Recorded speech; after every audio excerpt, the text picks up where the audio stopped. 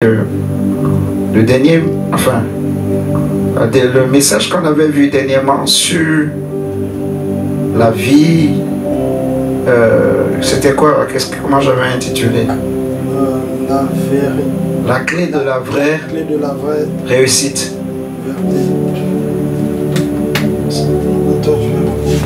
Comment j'avais intitulé ça?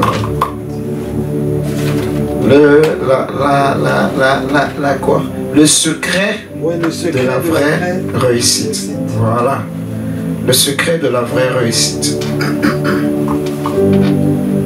Ce thème-là, je me rends compte que ça dérange certaines personnes sur Internet.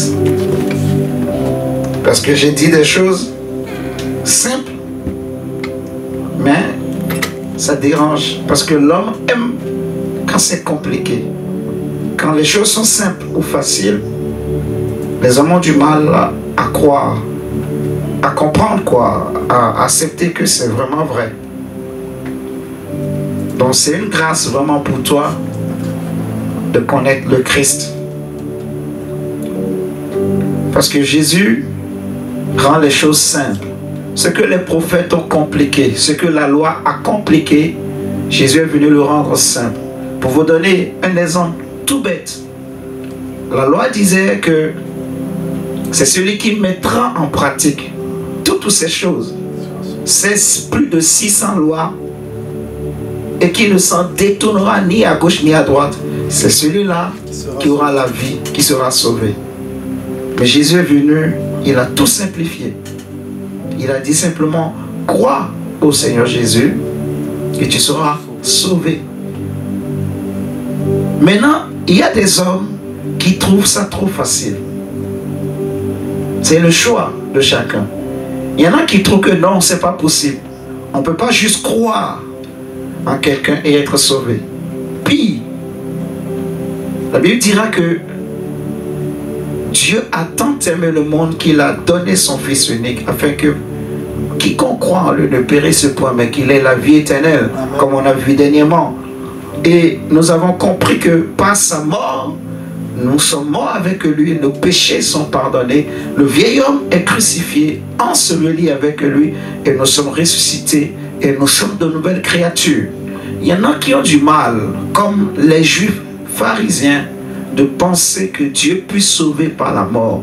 La Bible dira aussi que même les Grecs avaient du mal à penser que l'homme peut être sauvé par la mort. C'est pour cela Paul dit dans 1 Corinthiens 1, à partir du verset 18, que la prédication de la croix est une folie. Vous voyez? Elle est une folie. Les Juifs cherchent les miracles, les Grecs la sagesse, mais nous prêchons Christ crucifié. Et c'est étonnant. Le prophète Ésaïe va dire, qui a cru à ce qui nous avait été annoncé, qui a reconnu le bras de l'Éternel? Qui pouvait penser ou qui peut croire que c'est possible d'être sauvé en croyant simplement en Jésus, en croyant simplement en ce qu'il a fait, en acceptant? C'est aussi simple en fait. Ce n'est pas de faire des choses, non, mais c'est de comprendre ce qu'il a fait, ce qu'il nous a donné. Vous voyez, ce que Dieu nous donne au travers de Jésus, et de l'accepter et de recevoir et de le vivre et de croire que ce que Jésus m'a donné, je l'ai vraiment reçu. Suivez-moi très bien. Et je me suis rendu compte que ce message a compliqué beaucoup de gens. Surtout quand j'ai fait des extraits, j'ai mis en miniature, comme les Congolais disent. J'ai créé des shorts. Ça a dérangé beaucoup de gens qui ont commencé par mettre des commentaires. Et en lisant ces commentaires, c'est des personnes qui veulent se faire passer pour des hommes spirituels, en fait. Et c'est comme ça que le Saint-Esprit m'a donné cet enseignement. C'est une parole que nous connaissons tous. Mais j'ai encore compris. Dieu dit, mon peuple périt parce qu'il lui manque la connaissance. Je veux dire à chacun ce soir que Jésus est venu simplifier les choses. Paul dit dans 2 Corinthiens 11, regardons 2 Corinthiens 11. Jésus n'est pas venu pour nous compliquer la vie, non. Non. la vie, ce qu'on appelle la spiritualité, c'est aussi simple. Nous allons essayer d'amener chacun de nous à comprendre. Ce qui sauve, ce n'est pas les actes, ce n'est pas la multitude des actes, ce n'est même pas le sacrifice. Ce qui sauve, c'est la foi, mais la foi dans la vérité. Alléluia. Amen. Non pas la foi dans la religion ou dans un dogme. Non. La foi dans la vérité. Amen. Alléluia. Amen. Quand on avait vu cet enseignement, j'avais dit que la véritable réussite pour la race humaine, c'est l'éternité. Si les hommes peuvent avoir la vie éternelle, eh bien, ils ont réussi. Parce que malgré tout ce qu'ils arrivent à construire, ils meurent quand même et ils abandonnent cela pour d'autres. C'est pour cela Salomon dira que vanité des vanités. Que c'est-il à un homme de gagner tout ce monde? Jésus le dit. Vous voyez? Et de mourir après, d'abandonner tout cela à quelqu'un d'autre. Cela ne sert à rien. C'est une perte de temps, en fait. Alléluia. Mais si tu peux vivre longtemps, si tu peux vivre éternellement, même ce que tu n'as pas pu faire à 50 ans, tu réussiras à le faire. Même si c'est à 900 ans ou à 1000 ans. Vous imaginez? Amen. Tu vivras tout, tu connaîtras tout, tu goûteras tout, tu voyageras, tu connaîtras tout, tout, tout. Alléluia. Amen. Tu auras la totalité de la connaissance. Tu jouiras du fruit de ta sueur. Dans 2 Corinthiens 11, l'apôtre Paul va dire ceci. À partir du verset 1. Jésus est venu simplifier les choses. Jésus est venu simplifier les choses.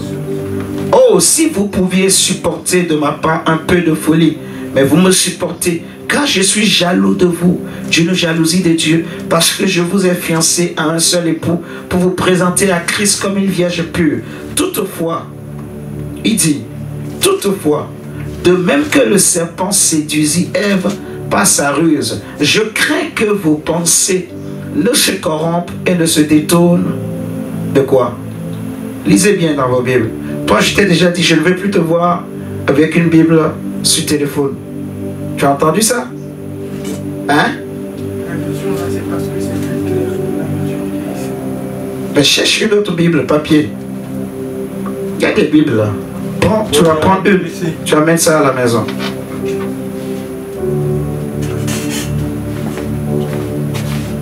Mais il a une Bible. Ah, les écrits sont trop petites ou quoi? Non, c'est un peu compliqué là. La version là? Le langage est compliqué. Oui.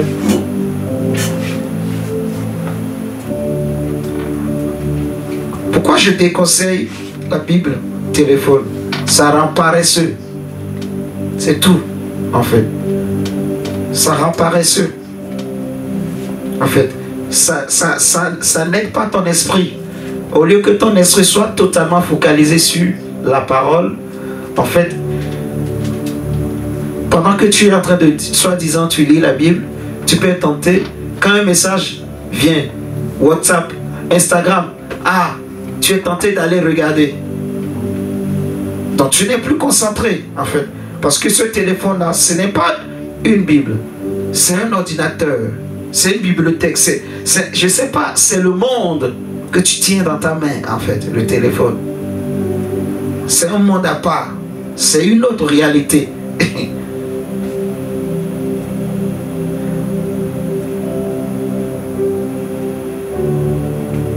Paul dit, verset 3, qui va nous intéresser vraiment ce soir. Il dit, de même que le serpent séduisit Ève par sa ruse, je crains que vos pensées ne se corrompent et ne se détournent de quoi? De la simplicité à l'égard de Christ. Cela veut dire quoi? Que en fait, Jésus n'est pas venu compliquer les choses. Jésus est venu avec un message simple. L'évangile est simple. L'œuvre de Christ est simple. En fait, le moyen que Dieu a choisi pour se révéler aux hommes est très simple. Ce n'est pas compliqué. Dieu n'a pas cherché à utiliser des techniques, des moyens compliqués. Vous voyez dans ce monde, soi-disant ceux qui pratiquent la spiritualité, pour aller rencontrer une divinité, on va te dire amène un coq, amène un mouton, amène une chèvre, amène ceci, amène cela. On est capable même de te demander, amène, je ne sais pas, les bandes, comment on appelle ça, hygiéniques ou bien je ne sais pas quoi de ta femme. On est capable de te dire même, va amener, je ne sais pas, la tête d'un enfant ou le bras. Donc on te demande des choses compliquées. Vous allez voir, on va demander à un directeur de cabinet, si tu veux monter, tu veux un nouveau poste, il faut que la nuit, à 0 heure, tu ailles au carrefour, tout nu, en train de sauter sur une calebasse. Il y en a même, vous allez voir, des gens, vous les voyez, on dit, ah on l'a trouvée, elle est comme folle, en train de marcher toute nue dans la rue. Non, elle n'est pas folle. C'est ce qu'on lui a demandé qu'elle est en train de faire. Elle sait ce qu'elle est en train de faire. Dès qu'elle finit, elle se retrouve ailleurs. Elle sera riche. C'est des choses qu'on leur demande. On peut demander à quelqu'un, pour que tu deviennes riche là, tu dois marcher toute la nuit. Ou je ne sais pas, toute la journée, ou demi-journée, ou une heure. Toute nue dans la rue. Et tu vois des jeunes filles qui le font. Il y en a même qui vont à Dubaï. On leur dit, vous devez manger les caca. Et elles le font, elles mangent. Et après, elles vont conduire des Lamborghini, des Mercedes, des grosses voitures. Et les gens les envient. On les appelle influenceuses. Hein? Elles ont toujours des lèvres qui sont grosses. Donc, elles font ce qu'on appelle les botox. C'est comme ça que vous appelez ça. Je ne sais pas comment. Je ne sais même pas. C'est botox ou je ne sais pas quoi. En tout cas, chirurgie esthétique. Donc, pour gonfler les lèvres, gonfler le joue, gonfler ici, gonfler même le front. Il y en a même qui gonflent. Ils gonflent les cuisses, gonflent les fesses, gonflent tout. Il y en a même des Chinois qui on fait pousser le pied. C'est pas qu'on fait pousser, mais on augmente la longueur de ses pieds. Donc elle est fatiguée d'être courte, elle veut être plus grande pour faire le mannequinat, pour marcher comme un mannequin. Chiri, chiri, chiri, chiri. Moi je ne marche pas bien. Donc comme ça, comme ça, comme ça. Donc vous voyez, toutes ces complications-là qu'on leur demande pour aller rencontrer une divinité. Le féticheur te demandera des choses compliquées. Mais Jésus est venu avec une simplicité. Rien que sa naissance. Si c'était de l'autre côté, c'est d'ailleurs ce qui a choqué les Juifs. Comment le Messie peut-il naître comme un berger, comme un pauvre, dans une étable? C'est ça. Jésus est venu avec simplicité et humilité. Alléluia. Amen. Jésus n'est pas venu pour nous compliquer les choses. Donc, la connaissance, ce n'est pas la complication qu'on s'imagine. Et ça, c'est la faute à la sagesse qu'on nous a enseignée depuis notre enfance. Parce qu'on nous a toujours fait croire, fait penser que pour avoir les bonnes choses, il faut que tu te fatigues les neurones, la tête. C'est qu'on nous a fait croire que les bonnes choses, c'est quand c'est compliqué. Ça veut dire que tu es sur le bon chemin. C'est pas vrai. Jésus est venu avec simplicité. L'évangile est simple. L'œuvre du salut de Christ est simple. Alléluia. L'obéissance à la parole de Dieu est simple. Simple. Est-ce que tu peux dire c'est simple? C'est simple. Regarde avec moi 1 Jean 5. C'est simple.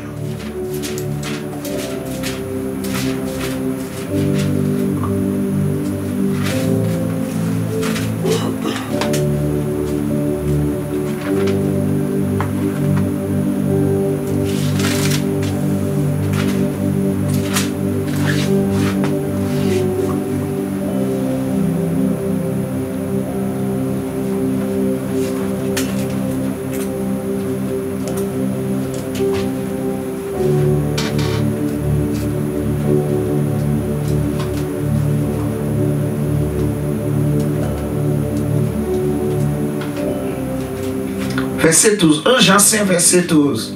Il dit, celui qui a le Fils a la vie. Celui qui n'a pas le Fils de Dieu n'a pas la vie. Amen. Amen. Donc, celui qui a le Fils a la vie. Est-ce que c'est écrit dans ta Bible? Amen. Celui qui a le Fils a la vie. Celui qui n'a pas le Fils n'a pas la vie. C'est simple. Donc, si tu as le Fils, tu as la vie. Mais la vie dont on parle ici, c'est quelle vie? Est-ce que c'est la vie humaine là que tous les hommes ont? Est-ce que c'est la vie adamique que tous les hommes ont? Est-ce que c'est de cette vie qu'on veut parler? Mais non. La vie dont il est question ici, c'est la vie du Christ. C'est ce qu'on appelle la vie éternelle, la vie Zoé. Lisons la suite, verset 13, pour bien comprendre de quelle vie il est question. Il dit, je vous ai écrit ces choses afin que vous sachiez que vous avez quoi? Que vous avez la vie éternelle. C'est simple. Vous avez la vie éternelle. Donc vous qui croyez, je veux que vous sachiez que vous avez la vie éternelle. Vous qui croyez au nom de qui? de Dieu. Cela veut dire quoi? Que la vie dont l'apôtre Jean parlait dans le verset 12, c'est de quelle vie? De Christ. La vie éternelle. La vie éternelle. Il a dit, il a détaillé dans le verset 13. Il dit, je vous ai écrit ces choses afin que vous sachiez que vous avez la vie éternelle. Vous qui croyez, tu vois? Parce qu'il a déjà dit au verset 12 que ceux qui ont le Fils ont la vie. Ceux qui ont le Fils, c'est ceux qui ont cru. Amen. Amen. Donc il dit, vous qui croyez au nom du Fils de Dieu, nous avons auprès de lui cette assurance que si nous demandons quelque chose selon sa volonté, il nous écoute. Et si nous savons qu'il nous écoute, quelque chose que nous demandions, nous savons que nous possédons la chose que nous lui avons demandée. Regardez, nous allons prendre un autre test.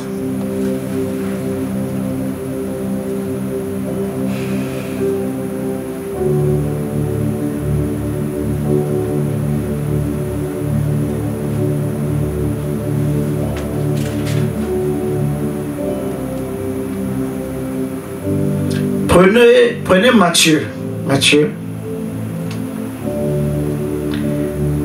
10.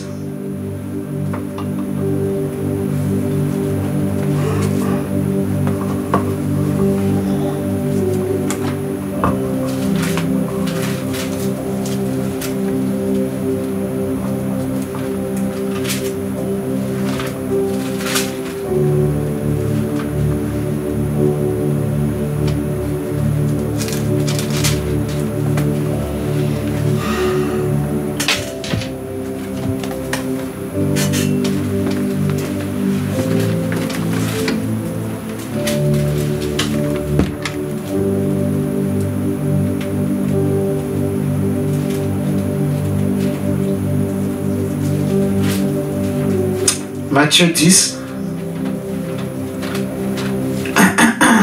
Seigneur, merci.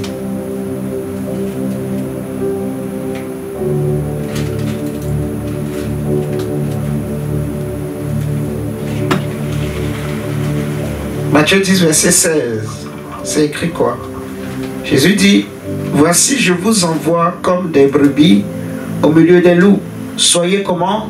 Prudents comme les serpents et simples comme les colombes. Soyez simples. Soyez simples comme les colombes. Matthieu 10, 16. Donc, ce que le Seigneur veut, c'est que la manière dont nous devons approcher la parole de Dieu, c'est un cœur d'enfant, donc un cœur simple. Vous voyez? Pas un cœur déjà trop chargé, avec trop d'a priori, de prétention, de dogmes, de fausses connaissances qu'on imagine que ce sont de vraies connaissances. Tout ce qu'on connaissait avant, quand on s'approche de Jésus, on doit tout oublier. On doit faire, en fait, comme on dit, on doit faire comme si on a tout rasé pour se laisser enseigner, former par le Seigneur. Sinon, on aura du mal. Parce que c'est tellement simple. Alléluia. C'est simple. Et c'est pour ça que les gens passent à côté. Le Seigneur dit, mon peuple périt parce qu'il lui manque la connaissance. Il lui manque la connaissance. Et on avait vu dernièrement dans Jean 17 que Jésus dit que la vie éternelle, c'est quoi? C'est qu'ils te connaissent. Jean 17 verset 3. C'est qu'ils te connaissent, toi, le seul vrai Dieu, et celui que tu as envoyé. Alléluia. Donc, Jésus nous a dit, c'est quoi la vie éternelle? Maintenant, dites-moi, pourquoi nous voulons compliquer les choses et donner une autre définition à la vie éternelle? Jésus dit, la vie éternelle, c'est qu'ils te connaissent, toi le seul vrai Dieu et celui que tu as envoyé. À quel moment Jésus a dit que la vie éternelle est spirituelle?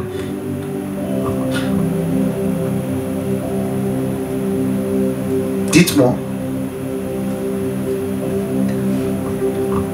Parce que dans la tête de beaucoup de chrétiens ou de beaucoup de gens, quand on dit la vie éternelle, donc c'est comme si c'est quelque chose qui est abstrait, qui est éternel, qui est... Donc c'est quand on va mourir qu'on va voir réellement c'est quoi la vie éternelle. C'est ça quoi. Mais Jésus a dit non. La vie éternelle, ce n'est pas ce que vous pensez. Ce n'est pas quelque chose d'après la mort. C'est ici maintenant. Si tu as le Fils, tu as déjà cette vie en toi. Amen. Amen. Et c'est simple. C'est connaître Dieu, en gros. Plus la connaissance de Dieu augmente en toi, plus cette vie te remplit. Vous vous souvenez de Moïse? À chaque fois que Moïse rentrait dans la présence de Dieu, dans le désert, quand il sortait, son visage brillait. Mais souvenez-vous, la première fois que Moïse a été en contact de cette présence, c'était derrière, c'était le mont Horeb. Vous voyez, derrière, il a vu un buisson ardent en train de se consumer, mais de brûler sans se consumer plutôt. Il a dit, je me détournerai pour aller voir quelle est cette vision. C'est arrivé là-bas que la Bible nous enseigne que Dieu va commencer par lui parler. Donc la première fois que Moïse a été en contact avec cet ange, avec cette présence, avec ce buisson ardent, c'était là. Mais est-ce que ce jour-là, le visage de Moïse avait brillé? Non. Est-ce que vous me suivez là? Mais c'est lorsque il a passé pour la première fois 40 jours, 40 nuits devant cette présence, qu'en sortant de là, ce qu'il avait reçu le premier jour, mais qui n'était pas visible, est devenu visible. Je ne sais pas si vous comprenez. C'est simple. Ce n'est pas parce que ce n'est pas visible que tu n'as, que ça veut dire que tu n'as pas la vie éternelle. Non. La vie éternelle, ce n'est pas une histoire de c'est spirituel. Parce que parmi les gens qui ont mis les commentaires, il y en a quelqu'un qui a dit que il a dit c'est du n'importe quoi en gros, toutes ces choses. Que la vie éternelle, c'est lorsque l'esprit de l'homme est fatigué de rester dans ce corps et alors il sort et c'est là qu'il a la vie éternelle. Donc, j'ai rigolé. Je ne sais pas comment je vais répondre. Parce que si je dis je vais répondre, je vais écrire un long message. J'ai essayé de répondre un peu. Mais ce n'est pas suffisant. Mes frères et sœurs. Et j'aimerais que vous compreniez en fait. Parce qu'il y en a beaucoup, Paul le dit, sous une apparence d'humilité. Hein? Des personnes qui ils font le culte des anges, des choses qui sont dans les étoiles, qui sont dans les cieux. Ils font le culte de ces choses. Ils adorent des étoiles, ils adorent des anges. Vous voyez? La Bible en parle, Paul en parle. Des personnes qui, sous une apparence d'humilité, sous une apparence de connaissance, de fausse connaissance, ce qu'ils appellent la connaissance. Ils ont un terme pour l'utiliser que la Bible dit. La Bible dit, Jésus dit dans l'Apocalypse. Attendez, je vais nous donner ça.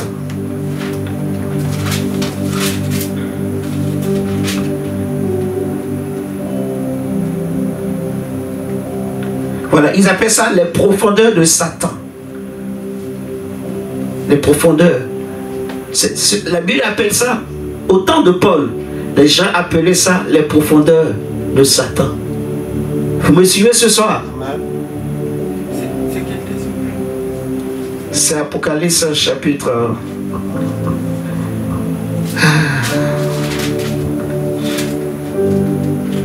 chapitre 2, verset 24. Apocalypse 2, verset 24. Donc, ce n'est pas parce que on ne voyait pas encore le visage de Moïse briller qu'on dira que Moïse n'a jamais rencontré cette présence, que Moïse n'a jamais été en contact de cette présence. Est-ce que c'était dans le désert que Moïse a été en contact de cette même présence-là pour la première fois? Non. Vous me suivez ce soir?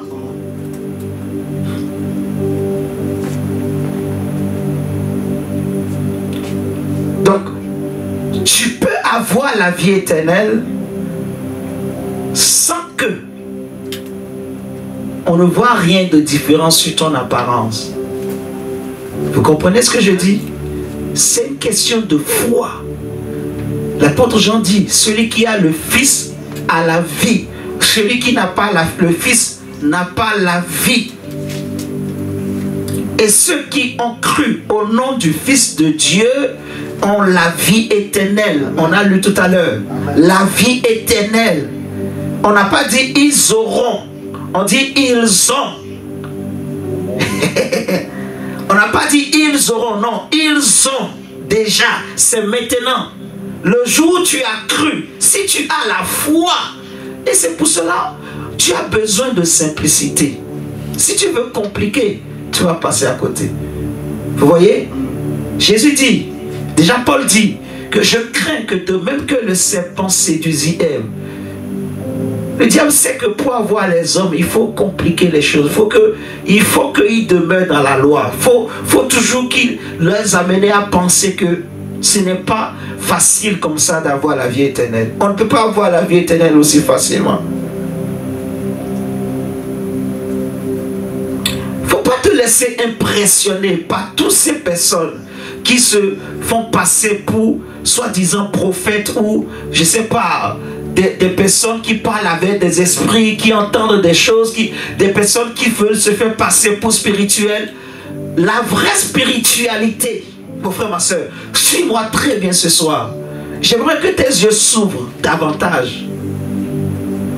Si vous vous rappelez très bien, Éphésiens chapitre 2, le verset 1 nous dit quoi?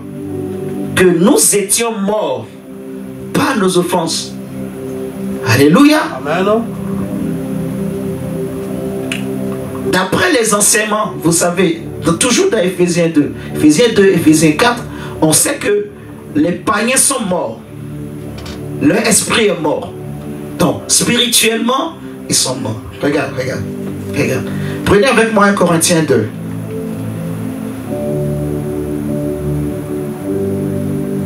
Corinthiens 2.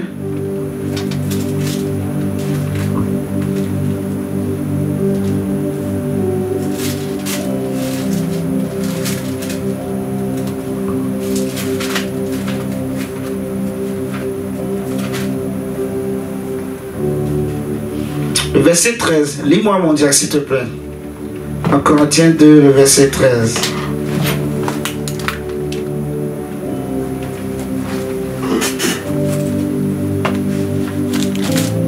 Lisons la parole de Dieu dans 1 Corinthiens 2, le verset 13.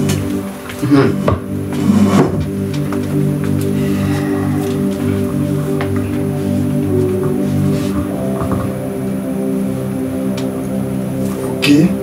Et nous en parlons non avec des discours qui concernent la sagesse humaine, mais avec ceux qui concernent l'esprit. Employons un langage spirituel pour les choses spirituelles. Ah, ici, la Bible dit les choses spirituelles. Mais en parlant de quoi?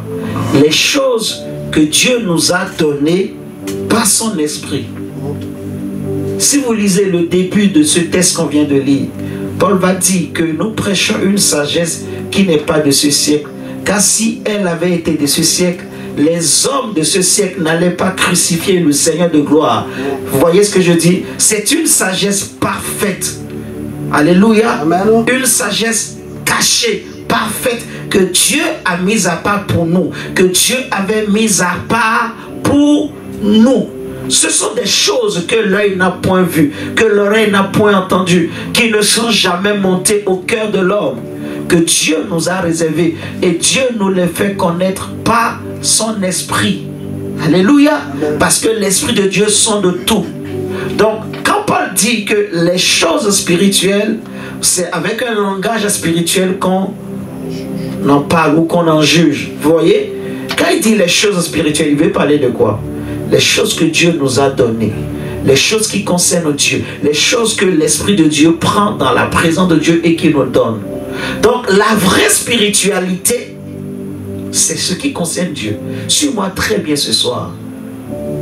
Les écailles vont tomber de tes yeux. Tu vas comprendre que beaucoup de ces charlatans-là, de ces petits faux sorciers même qui sont sur Internet, qui sont pleins, ces faux prophètes, ces prophètes ambulants, ces prophètes qui sont encore, je ne sais pas comment je vais dire, en fait, c'est comme s'ils sont à l'école de Dieu, mais ils ne se connaissent pas encore. En fait, ils ne travaillent pas dans le royaume de Dieu. La spiritualité, on nous a manipulés, menti beaucoup dans le passé. La vraie spiritualité, c'est les choses de Dieu. Suis-moi très bien. C'est les choses qui sont révélées par l'Esprit de Dieu. C'est l'Esprit de Dieu qui pratique la vraie spiritualité. Est-ce que tu me suis là? Amen. Quelqu'un peut dire, alors, les sorciers, les magiciens, les satanistes, eux tous, ils ne pratiquent pas la spiritualité. J'ai déjà enseigné ici que l'âme de l'homme est tellement spirituelle que Dieu la traite comme un esprit. Vous vous rappelez? J'ai enseigné ça ici. Jésus dit dans Matthieu 25 par là, je crois, en parlant des boucs et des brebis, il va dire aux boucs, allez dans le feu éternel qui a été préparé pour le diable et ses démons. Donc la géhenne, l'étang de feu a été préparé pour le diable qui est un esprit et ses démons. Mais pourquoi Jésus dit que les hommes iront là-bas? Est-ce que quand il dit que les boucs iront là-bas, c'est le corps physique qui ira là-bas? Déjà ces boucs-là, c'est des hommes. Est-ce que c'est le corps physique qui ira là-bas? Non. Salomon a déjà dit dans Ecclésiaste 12 que l'esprit retourne à Dieu. Amen. Quand un homme meurt, la Bible dit qu'il est donné aux hommes de mourir une seule fois. Après quoi vient le jugement. Quand l'homme rend son dernier souffle, l'esprit de Dieu, qui est l'esprit qui est en lui, le souffle de vie qui est en lui, retourne à Dieu. Il ne lui appartient pas. Ce qui lui appartient de spirituel en lui, c'est son âme. C'est pour cela beaucoup de monde, en fait pour le commun des mortels qui ne sont pas chrétiens, pour eux, l'âme, c'est ça leur esprit. Par exemple, vous entendez des langages dans le monde, on dira que quelqu'un, son esprit est fort quand il est très intelligent. Vous avez jamais entendu ce genre d'expression? Quand il est très intelligent, très éveillé, on dit son esprit est fort, alors que c'est faux, ça n'a rien à voir. L'intelligence, c'est le domaine de l'âme. C'est l'âme. L'intelligence, c'est l'âme. On a expliqué, l'âme c'est quoi? C'est les émotions, l'intelligence et la quoi? La volonté. Vous vous rappelez? L'âme c'est quoi? C'est l'intelligence, les sentiments, la volonté. Voilà. Donc, et l'intelligence là, c'est tout. En fait, c'est l'intelligence qui a créé le monde dans lequel nous vivons. Quand je dis créer, c'est pour dire ce que l'homme a créé. parce que Dieu a créé. Je ne parle pas du cosmos, parce que ce n'est pas l'homme qui a créé le cosmos. L'homme est né dans le monde. Mais tous ces bâtiments-là, ces civilisations-là, c'est les hommes qui ont fait cela. Et ils ont réussi à le faire par leur intelligence. C'est l'âme. La Bible nous a déjà dit que ceux qui ne sont pas en Christ, leur esprit est mort. Donc quelqu'un dont l'esprit est mort, comment peut-il avoir une spiritualité? Parce que quand l'esprit de quelqu'un est mort, il ne peut pas communier avec Dieu. Donc si tu ne peux pas communier avec Dieu, tu n'as pas de vie spirituelle.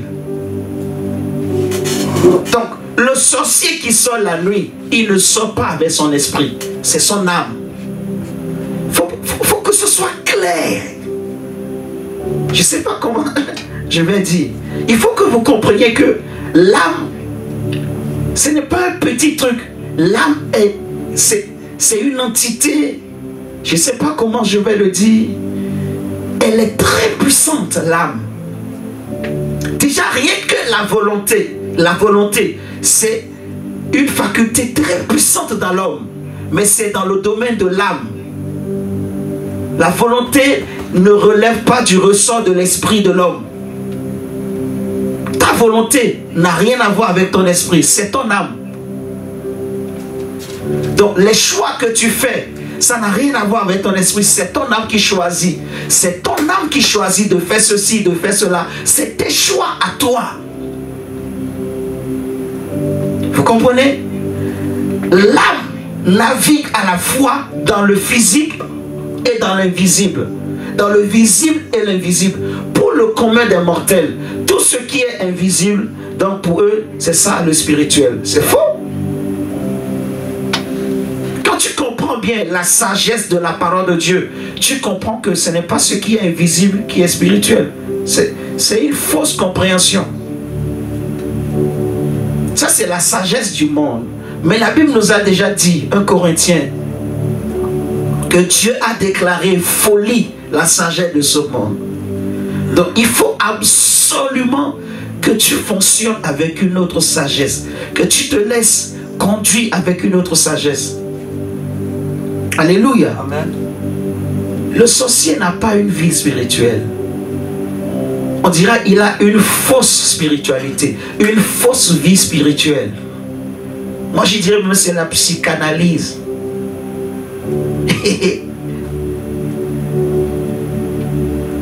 Il travaille avec son âme, son esprit est mort. Comment il peut parler avec Dieu? Son esprit est mort. La Bible dit que son esprit est mort. Donc comment son esprit peut fonctionner? C'est son âme qui fonctionne. C'est l'âme qui fonctionne. Tous ces hommes-là, et les magiciens, et les satanistes, et les sorciers, c'est au travers de leurs âmes. Vous me comprenez ce soir?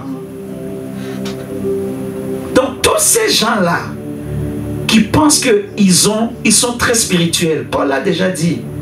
En fait, c'est une apparence. Je ne sais pas, ils ont vu des anges, ils ont vu quelque chose, on leur a enseigné quelque chose, ils sont rentrés dans des loges, il y a quelqu'un qui a porté une toge, qui a mis une keppa sur la tête, qui s'est fait passer pour un prophète, je ne sais pas quoi, qui s'est habillé en tout blanc, qui mange que des colas, les dents sont devenues tout rouges, et il a tellement embobiné, endoctriné, je ne sais pas comment je vais dire, il a envoûté et il lui a enseigné des fausses doctrines. Et aujourd'hui, tout le monde se permet de parler de l'église, de parler mal, d'attaquer. Les gens disent tout et n'importe quoi à tort et à travers. Personne ne... En fait, personne ne cherche vraiment la vérité. Dieu dit, mon peuple périt parce qu'il lui manque la connaissance. Dans Proverbe 29, verset 3, on nous dit, quand il n'y a pas de révélation, le peuple est sans frein. Le peuple est sans frein. C'est ce qui arrive, mon frère, ma soeur. Sache ce soir, l'évangile est simple. L'évangile est simple. Les commandements de Dieu ne sont pas pénibles. Retournons encore dans 1 Jean 5.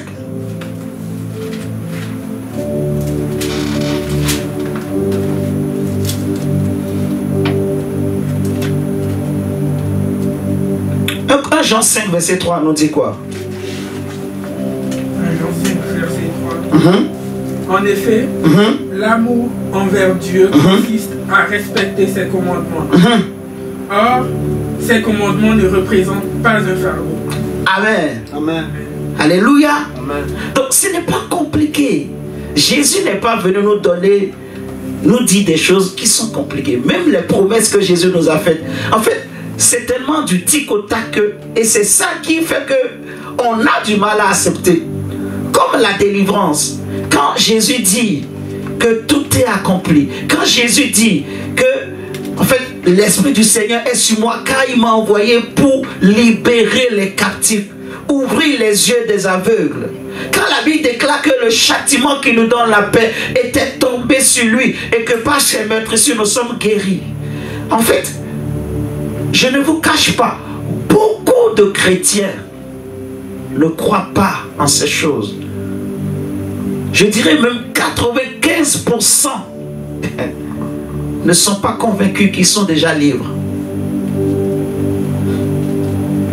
Parce que beaucoup vivent avec l'oppression. Beaucoup sont oppressés, en fait. Beaucoup sont oppressés. Et les gens sont oppressés, pourquoi? Tout simplement parce que ils ne cherchent pas la liberté. Jésus dit, vous connaîtrez la vérité. Et c'est quand tu connais, quand tu comprends, c'est là que tu es totalement libre. Vous comprenez? Beaucoup sont oppressés, pourquoi? C'est la connaissance. Ils ne sont pas renouvelés dans leur intelligence. Ils n'ont pas la connaissance. Beaucoup souffrent. La maladie, certaines maladies, certaines oppressions. Tout cela, on appelle ça oppression. Oppression satanique. Les démons, les maladies, les problèmes, dans les songes, les rêves, les combats, les blocages, tout ça, c'est l'oppression. Et beaucoup vivent ça. Pourquoi? Mon peuple périt parce qu'il lui manque la connaissance. La connaissance. Et la connaissance ici, ce n'est pas la loi, c'est la vérité, la connaissance de la vérité, la connaissance de Jésus. Donc, c'est avoir la vie éternelle. Plus tu connais, tu as la vie éternelle en toi. C'est pour cela que l'apôtre Jean dit, il dit clair, je vous ai écrit afin que vous sachiez. Alors, comment quelqu'un peut se lever et se présenter comme un homme spirituel pour venir me faire croire à moi que mon esprit doit d'abord quitter ce corps pour que j'aie la vie éternelle? Alors que ma Bible me dit que l'apôtre Jean m'a écrit à moi pour que je sache que j'ai la vie éternelle parce que je crois au nom de Jésus. C'est la folie. Je ne sais pas si vous comprenez. Donc imaginez que j'étais un homme, je n'avais pas une connaissance claire de l'évangile, que j'étais vague dans mes pensées.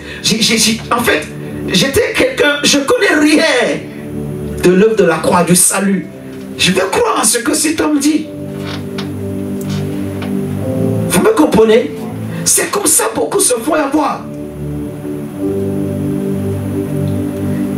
Parce que, en fait, ça paraît logique ce qu'il dit. Mais ce que moi je dis, c'est comme illogique. Je ne sais pas si le mot existe. C'est comme si ce que moi je dis, c'est pas possible que pendant que je vis, j'ai la vie éternelle. Non, mais qu'est-ce qui prouve que j'ai la vie éternelle? Parce que, voilà, non, je pêche encore, tu vois, je mange encore. Oh, pour moi, la vie éternelle, c'est, bon, je sais pas, tu vois, comme les anges, je dois être brillant. Non, Jésus dit, la vie éternelle, ce n'est pas les anges, ce n'est pas, non, il dit la vie éternelle, c'est connaître Dieu. Amen. Amen. C'est tout. Pourquoi les gens sont oppressés? Manque de connaissance. Jésus l'a dit, Jean chapitre 8, Je crois le verset 18 par là. Si je ne me trompe pas, Seigneur, excuse-moi. Je crois que c'est ça. Hein? Jean 8. Non, 32. Jean 8, 32. Merci. Jean 8, 32, où Jésus dit, vous connaîtrez la vérité et la vérité vous affranchira. Les deux versets là se complètent en fait. Ça c'est Osée 6, 3. Ce thème est tiré de Osée 6, verset 3. Ce verset, Osée 6, 3 et Jean 8, 32 disent la même chose. Ce qui rend les hommes libres, ce qui libère l'homme totalement, ce n'est pas l'imposition des mains. Le but des vrais prédicateurs, ce n'est pas l'imposition des mains, c'est de t'amener dans la lumière, de t'enseigner la vraie vérité, le vrai évangile, de faire grandir ta foi. Ta foi, en fait, c'est que ta foi grandisse et qu'elle atteigne la stature parfaite de Christ. Nous tous d'ailleurs, c'est ce que Dieu veut, que je devienne, que mon statut ou ma stature, en fait, spirituellement grandisse. Que je devienne comme Christ, que tu deviennes comme Christ. Alléluia. Amen. Et que je sois ferme. Que je comprenne c'est quoi la foi. Oh mon Dieu. Mon peuple périt parce qu'il lui manque la connaissance. Donc, les gens veulent des choses compliquées.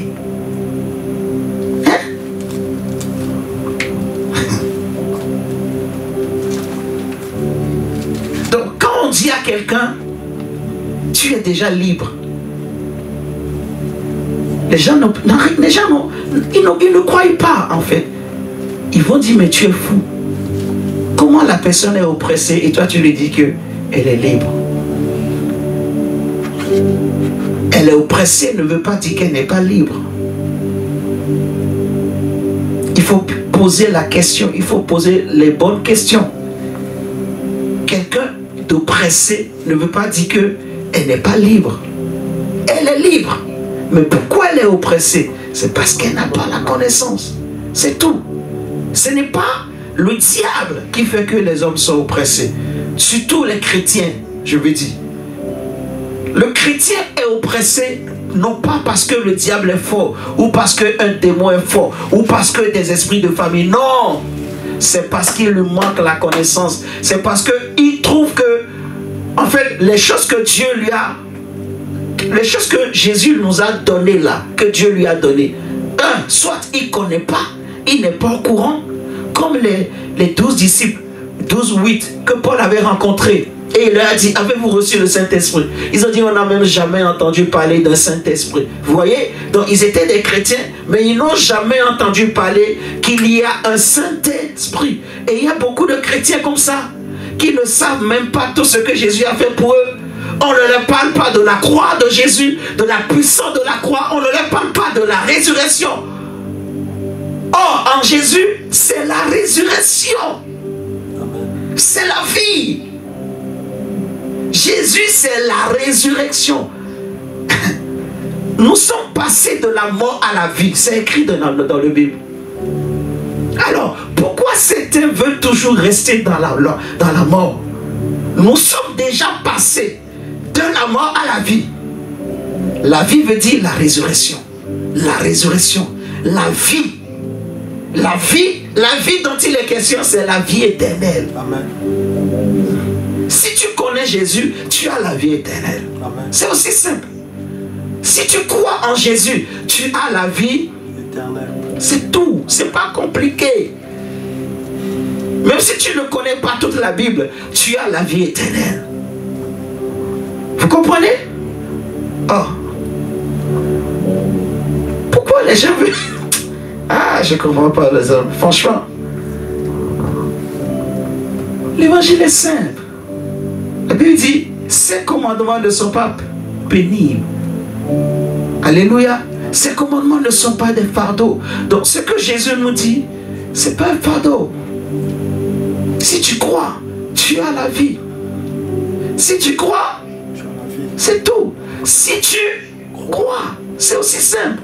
Si tu ne crois pas, tu n'as pas la vie.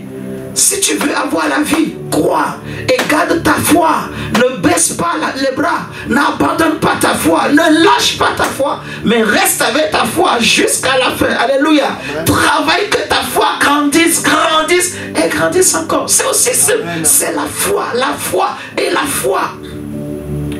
Paul le dit aux Galates.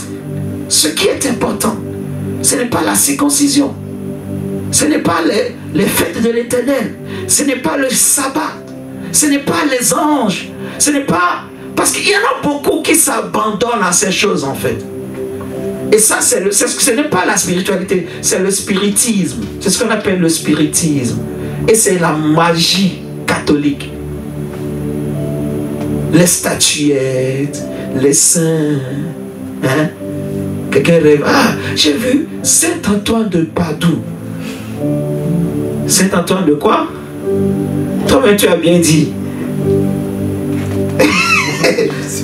C'est Saint-Antoine de Padoue.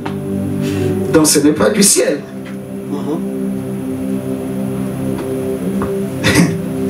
J'ai vu Saint-Antoine de Padoue. J'ai vu Padre Pio. Tu as vu quoi? Tu as vu Padre Pio? C'est bien. Donc vous êtes de la même famille alors. Ou bien peut-être il a un message pour toi et il est venu te donner. La Bible a dit, pourtant, il n'y a pas de rapport entre les vivants et les morts. Padre Pio est mort. Mais toi, il vient te donner des messages tous les jours. Et vous êtes nombreux dans le monde. Et il vient vous donner des messages. Et ça vous paraît pas bizarre. Une fois, on peut comprendre. C'est une erreur. Comme la Bible dit, les songes viennent de la multitude et des occupations. Mais vous êtes des milliards dans le monde. Et Padre Pio vous parle à tous. Vous êtes ignorants. C'est un démon. C'est ce qu'on appelle le spiritisme. C'est la magie catholique. Est-ce qu'il faut mettre cette vidéo sur Internet? Je ne sais pas. Mais je dis des vérités. C'est toi qui pratiques la vraie spiritualité. J'aimerais que tu comprennes. Ce que les autres font là, c'est pas ça la spiritualité. C'est le spiritisme. C'est la psychologie. C'est la psychanalyse. C'est une fausse spiritualité. Mais le vrai spirituel, c'est toi. Le vrai homme spirituel, c'est toi. Tu comprends? Toi qui as le Saint-Esprit, toi qui crois en Jésus, toi dont l'esprit est réveillé, puisque ton esprit est réveillé, toi tu peux avoir une vie spirituelle. Amen. Tu peux parler des choses spirituelles. Amen, amen. Mais les autres dont l'esprit est mort, ils veulent te parler des choses spirituelles. Et toi aussi, tu es là, tu fais comme quelqu'un qui ne connaît rien. Lève-toi et dis-lui, quitte devant moi. Je te dis la vérité. Les démons, en fait, c'est comme s'ils n'attendent que ça. Ils attendent que toi-même tu te réveilles. Je n'ai pas dit les anges, j'ai dit les démons eux-mêmes. Parce que des fois, ils s'étonnent. Comment ces chrétiens-là? Mais ils ont tout. Quand est-ce qu'ils vont nous chasser? Quand est-ce qu'ils vont commencer par dominer sur nous? Ils attendent.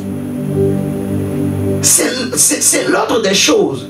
Tu es un roi, tu es un prince, tu es un chef.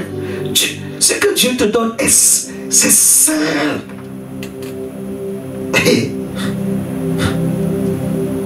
Frère, la foi, c'est pas compliqué. La foi est simple. Il faut travailler la foi.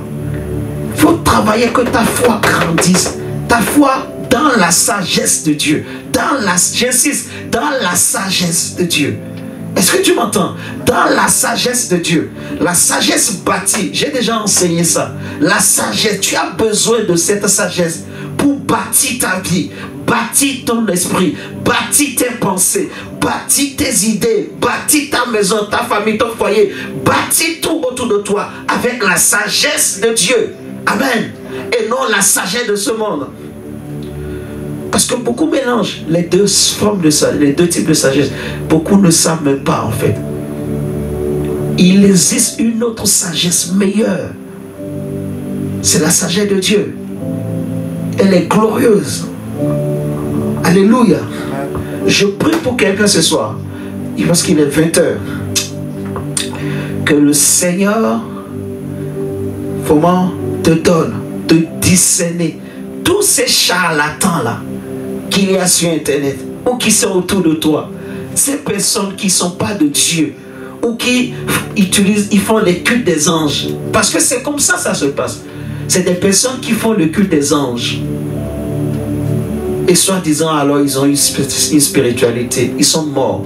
Que Dieu te délivre de toutes ces personnes au nom de Jésus. Amen, amen. Que le Seigneur te rende capable de discerner, de ne pas tomber dans le piège au nom de Jésus. Alléluia. Amen. Je prie que le Seigneur augmente en toi ta foi, ta compréhension, ta connaissance. Il dit, mon peuple périt parce qu'il lui manque la connaissance. Donc le chrétien est oppressé parce qu'il lui manque la connaissance. Je prie pour toi au nom du Seigneur Jésus que toute forme d'oppression qui était due à un manque de connaissance ce soir s'arrête au nom de Jésus dans ta vie et dans ton entourage et dans ta maison. Amen. Que le Seigneur te donne